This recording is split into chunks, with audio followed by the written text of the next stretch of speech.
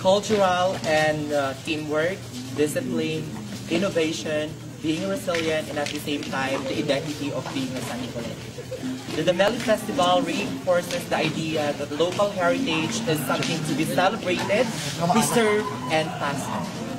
I cannot expect the performance of every barangay this year's Dameli Festival 2024, but what you can expect from us is the passion, cultural themes, vibrant and creative choreography, and an unexpected twist. San Nicolete! Nabaknang Adaga! 13!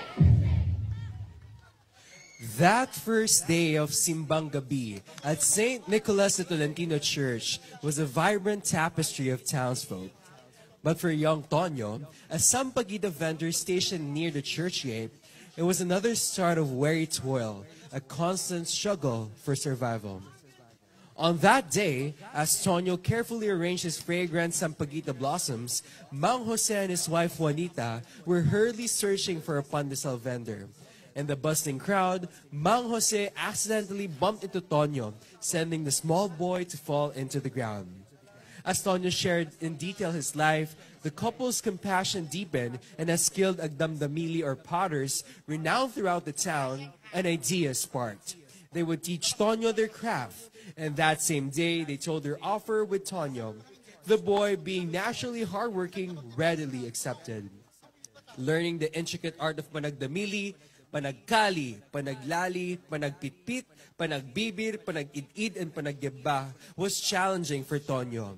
Years passed, Tonyo's hands moved with the expertise a master potter has. His creations, imbued with his heart and soul, were exquisite.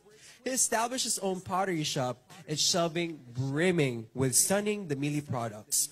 Townsfolk and tourists alike flocked to his shop, drawn by the beauty and unique artistry of his work. The once solitary orphan had become a respected member of the community. His life is a testament to the power of kindness and the transformative potential of hard work. Let us welcome contingent number 24.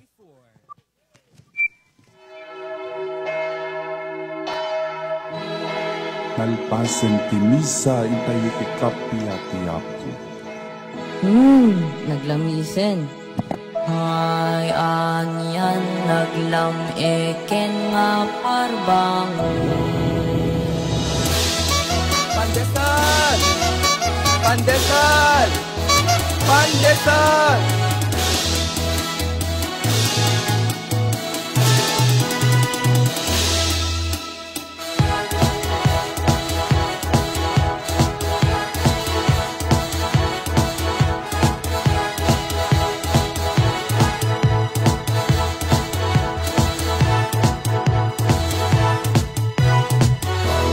Ate, kuya, sampagita po. Nanang tatang sampagita, gumatang kay Adi, di ka lang minanaya.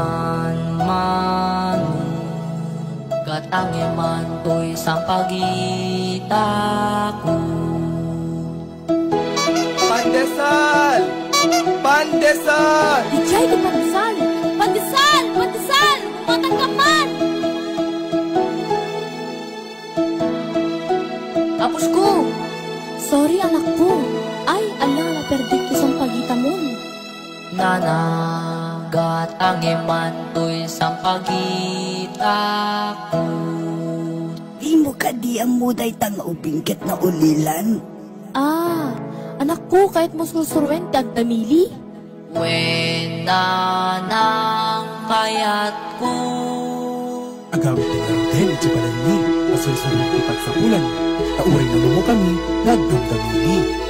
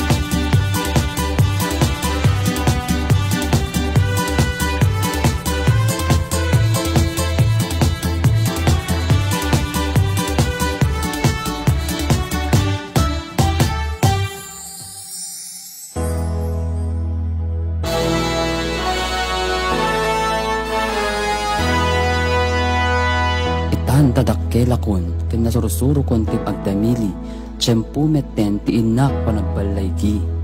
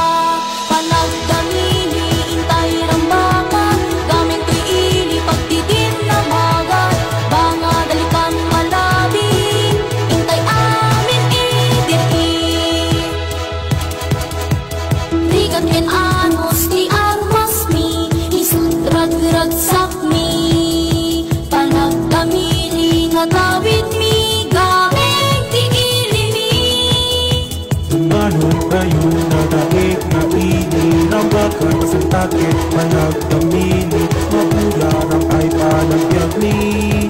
Sa Nicolenyo ang yata, naragsak, narambag. Tumanong kayo nagaet na ili, rambakan sa takit panagdamini, mabularang ay panagbiagni. Sa Nicolenyo ang yata, naragsak, narambag.